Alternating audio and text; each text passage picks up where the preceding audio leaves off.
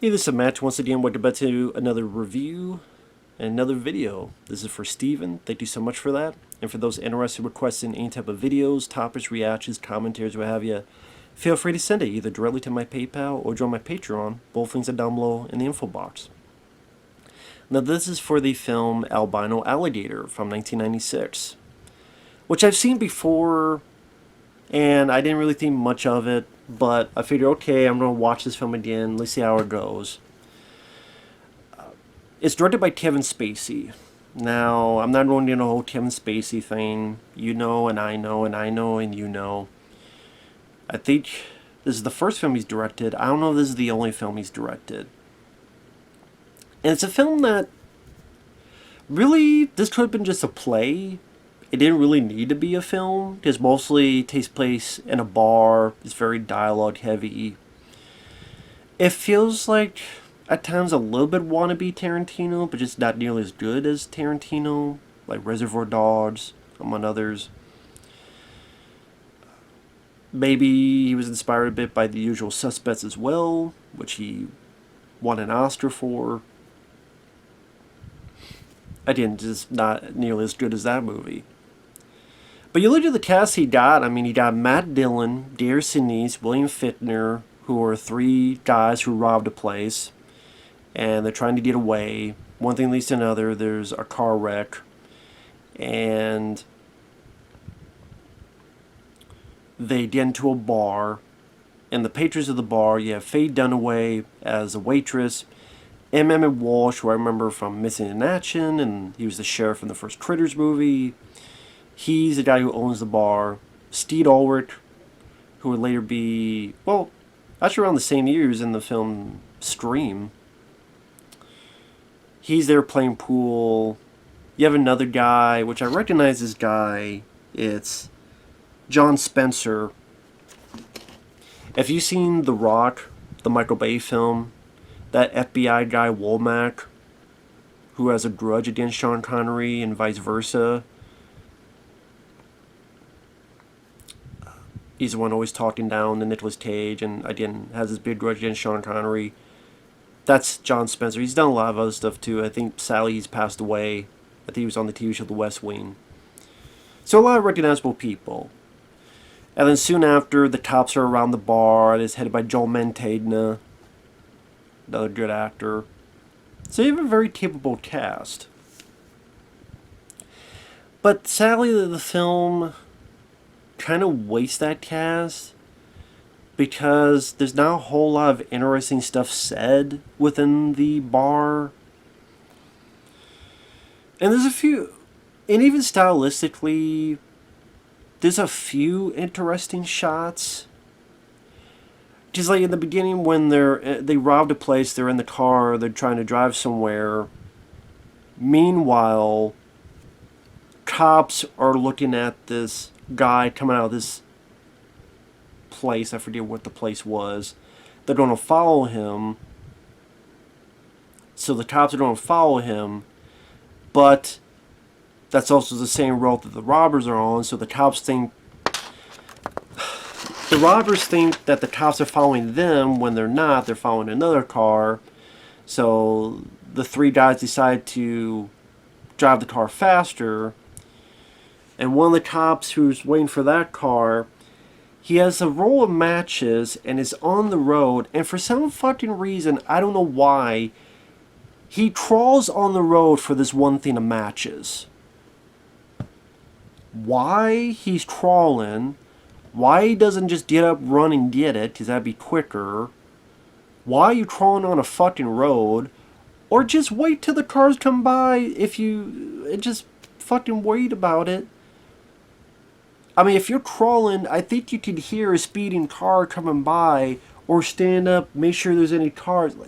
You deserve to die for your own stupidity, guy, for crawling on a fucking road. Where did you get your police badge? In the bottom of the fucking cereal box? Which cereal was it? Was it Cheerios? Was it Frosted Flakes? No, it was Fruity Pebbles, right? I love Fruity Pebbles. I gotta get some Fruity Pebbles, see if the fucking police badge is it on the bottom one of those motherfuckers. So he dies from his stupidity.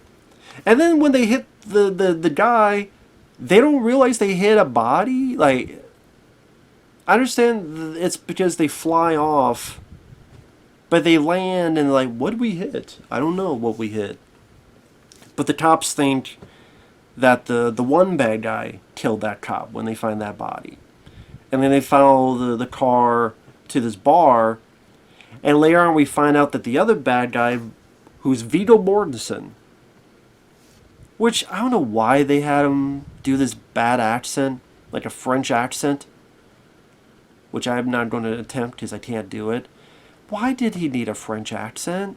Viggo Mortensen's a good actor. Go watch A History of Violence, among other movies. He don't need no stinking badges. He don't need no stinking accents. That hindered his performance. It didn't help it. It hindered it. But we don't know that yet. That Viggo Mortensen is the guy the cops want. The robbers think the cops want them, and they don't know what to do next. Now, I was saying the shots. There's one interesting shot where, again, the robbers are in the car. They think the cops want them, so the robbers put on the brakes, and the cops hit the back. And it's this great overhead shot where the cop, I guess, you gotta put on your seatbelt, goes through the windshield, and the camera keeps panning as the guy goes right through the windshield over the other car. And the fact that that's a really good stunt, dangerous stunt, and done all in one take, slow motion, great pan. That's like one of two shots that were really interesting. The other one is after the robbers hit the one cop going on the road for their fucking matches, and they don't realize it. There's a bit where the other cops find the body, and the camera pans, and you see an arm, kind of an arm like this, and the match is right here. So the camera pans, and you see this reveal of the arm and the matches. Those are like two of the best shots in the movie, and they're early on in the movie. I don't know why he didn't keep that up in the bar and have some really interesting angle shots, pans in the bar, but he doesn't really do that. I don't know why. I guess he just gave up after that. And maybe his idea was, let me not be fancy on that, let me concentrate on the actors. But it's kind of stuff you've seen before. It does take place in New Orleans. Gary Sinise, who's a good actor, really like Gary Sinise, from Forrest Gump, Apollo 13, The Stand. He's a guy that's got more heart than the others. He's the guy that is going, no, we're not going to kill anyone. He's the one who's the most hurt. He's the brother of Matt Dillon's character. William Fichtner, he's more of the psychopath. Pretty typical for William Fichtner. He was the main villain in the Lone Ranger movie with Johnny Depp. He was that fucking guy in 2014 Ninja Turtles. The Shredder, but actually he's not Shredder. He's a different guy, but I guess originally they were going to have him Shredder. Then they changed it. For, probably one of the only good decisions they made. And then Matt Dillon is the guy in the middle. He cares for his brother. He's got a little bit of heart, but at the same time, he's a little bit on William Fichtner's side as well. So you have the good, the bad, and the middle. And of the patrons, John Spencer isn't really given much to do. He's pretty much a plot point by the end of the film. Viggo Mortensen's pretty quiet, and the few times he does speak is very, very bad French accent. Faye Dunaway, I just see why she got nominated for the Razzie for Worst Supporting Actress. She's really bad in this. And maybe just the way she was directed, the way she was written. She just comes off as really mouthy and annoying. Like, she knows these guys got a gun, but she's like, if you don't bite, then you don't bark. I'm like, shut the fuck up. I can see Matt Dillon's point of view of how much of a pain in the ass she is. Pain in the ass. Like, shut up. What are you doing? being very heavy-handed with her accents, because it takes place in New Orleans, so I did it with, you want to have that type of accent, but it just didn't work, and she just came off as really irritating, mouthy. And spoiler alert, you find out Steve Ulrich is her son. Steve Ulrich was fine. He's a guy that's actually, yes, I'll do what you want. Kind of being the smartest of the patrons, to be fair, to be honest. Emma Walsh, pretty much he says a few things, gets out a shotgun, has William Fichtner. William Fichtner gets it and beats him to death. So Emma Walsh is in the film too long. Joe Mantegna, it's always nice to see him, but he's pretty much just the cop outside. Barking orders, cursing. Not much else. And that's the thing, like, okay, you have this setup, but there's not really any interesting conversations compared to Reservoir Dogs, where Tarantino's script is pretty spot on, where it keeps the characters interesting, keeps the dialogue interesting, so you're intrigued of what would happen next. Same with Pulp Fiction, which I liked even more. You have a good cast, but it's the dialogue interactions and the usage of music, and as well as the way it's directed, that keeps the momentum going. Here it feels like the momentum kind of stops, and you're knowing, okay, where's that drive, where's that flair? It's not really there, so you're kind of twiddling your thumbs for a good chunk of time. They don't know what to do. Also, on a random note, I don't know why, because when they first enter the bar, Gary Sinise is hurt, and he tells William Fichtner to get Gary Sinise in the bathroom. I don't know why there's a bathtub. Now, I've never been to New Orleans. Do your bathrooms have bathtubs in them? Or no? Because I don't know any bars that have a bathtub in it. Now, maybe it's supposed to be like a leftover from the old days where people used it to make liquor and prohibition, maybe? And that was left there? But I just found it funny that here's a bar, and in the bathroom there's a fucking bathtub in it. Like, why the fuck is there a bathtub in this? Maybe that's why. I don't know. But you would think after all those years they would take the bathtub up. Makes me wonder if patrons go in there, do they just fuck around someone and say, I'm gonna piss in the bathtub?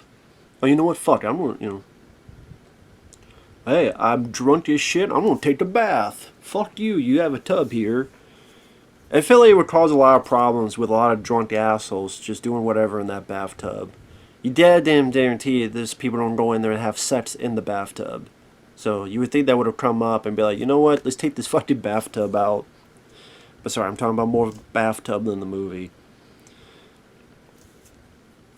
Because like I said, a lot of it just becomes... I don't feel the intensity like I should in this hostage situation. Fuck, I felt more intensity in Airheads with fucking Adam Sandler and Brendan Fraser. I felt more intense in that.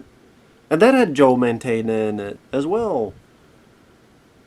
He was the guy running the radio station. That's a better Joe Mantegna hostage movie is fucking Airheads. This one... The reason it's called Albino Alligator is probably one of the only dialogue worth noting is Matt Dillon is playing pool with Steve Ulrich, and the way William Fichtner says is like, elbow gator it. I'm like, what the fuck do you say? Elbow gator it. Albino alligator? Pretty much how some alligators, once in a while, there's an albino born, and because it's so much weaker, it will be used as a sacrifice to gain something. And that does come into play much later in the film. I will say this, the ending was interesting, in a way. I will say that. That was probably the most interesting part of the movie, was the final bit of the ending. But there's just a lot of nothing. There's not a lot of deep dialogue. It's them trying to figure out what to do next. Viggo Mortensen tells them the plan. Why don't you pretend to be hostages? Which is a good plan. And they're gung-ho about it at first.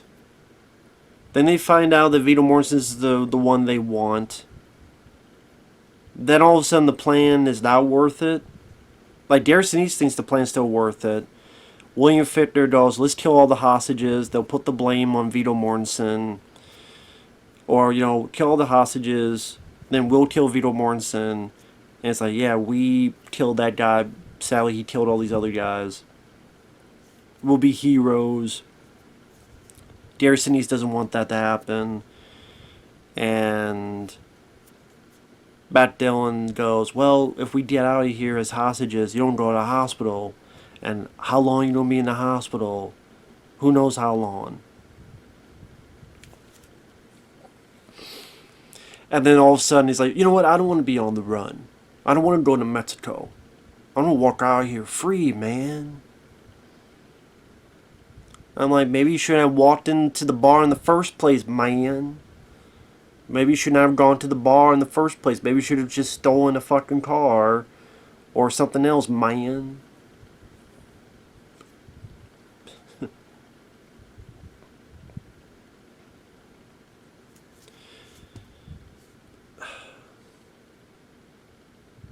But again, spoilers.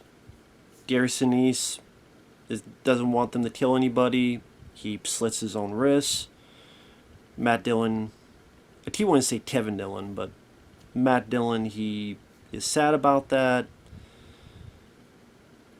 Then talks to Faye Dunaway, talks to Steve Ulrich. They go, listen, we don't want to die, blah, blah, blah. We promise we won't tell on you. And Matt Dillon's like, listen, it's hard for me to believe that. Gives her a gun. You take care of that guy, John Spencer. Albino Alligator. Sacrifice to gain something. You hear a gunshot, the cops go in, they kill William Fichtner, they kill Viggo Mortensen. All that's left is Matt Dillon, Faye Dunaway, and Steve Ulrich. Faye Dunaway lies, which, I mean, I guess to her it's she killed someone to save her son and herself. Sooner or later they would blame her for it. So I guess they wouldn't check a gun for fingerprints. I guess not. To them, hey, it's Viggo Mortensen, he did it. I do like Matt Dillon's reaction. I do like the bit of slow motion and kind of, not haunting music, but kind of moody music where, the cameras are taking pictures of him. He is free, but, his brother's dead. And probably the first time in the movie where he's really, call it guilt, call it just completely out of it, not sure what to do next. And then, the camera hits kind of like a bright light on his face and it freeze frames. I like that ending was a nice stylistic choice. Made the ending a little bit darker because he does get away and made Faye Dunaway kill someone, and Faye kept her word. Granted, part of the reason is because she would get blamed as well. And she made that choice. So I guess to her, she's as guilty as Matt Dillon is. Although Matt Dillon made her do it. But I mean, it's like, you know what? If I do this, then they don't put me in jail too. So I'll keep my end of the bargain and lie. Like I said, that makes it a little bit interesting, but if they're trying to have this deeper connection between Matt Dillon and Faye Dunaway, I think they failed on that.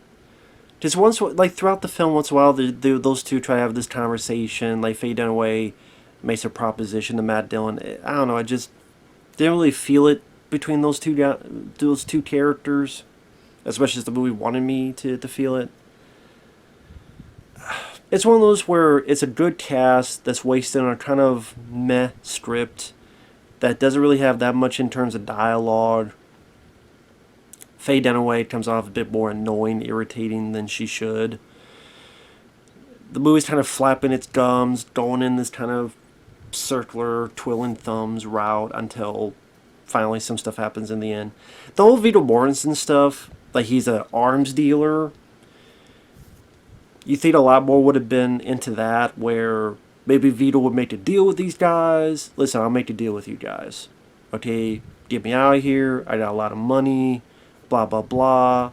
And Viggo Mortensen, they could have done more with him as an actor. Like, hey, maybe the French accent was a fake accent. And the actor go, okay, that's why it was such a shitty accent, because it's a fake one. Like, maybe if Viggo Mortensen, he drops the accent. Okay, you know what? I was always shit at accents. I'll make you a deal. 4 of us get out of here. Find a way to get out of here some way, some shape, some form. I'll give you a lot of money. Because, like, I don't know why Viggo Mortensen keeps going on saying, no, that is not me. That's my picture, and they say my name, but it's not me. What are you trying to gain? Because there's still no way for you to get out of it. Find a way to get out of it. Try to find a plan. Something of that nature. If you're an arms dealer, maybe you make a phone call. Get your buddies there. Your buddies can help you out, like some way, shape, or form. Maybe as an arms dealer, you have some type of explosive device. You have some type of thing on you. If you're a fucking arms dealer, maybe you have some type of backup in case of emergency situation. Like, something could have been done with Viggo Mortensen, but really not much was done with his character. And let's say Joel Mantegna is just there to yell and curse. Anybody could have played his role. I'm trying to think of the other guy, the other cop. He might have been the orderly Barney in Silence of the Lambs. That might have been him. I can't remember now. But yeah, the movie just wasn't much for me. I know Steven found it interesting. To me, it was a misfire. To me, it could have been a lot better. Should have been a lot better than it really was. Maybe again with a stronger script. Maybe with a guy that it wasn't his first time directing the film. But at the same time, Tarantino, his first time was Reservoir Dogs, and that...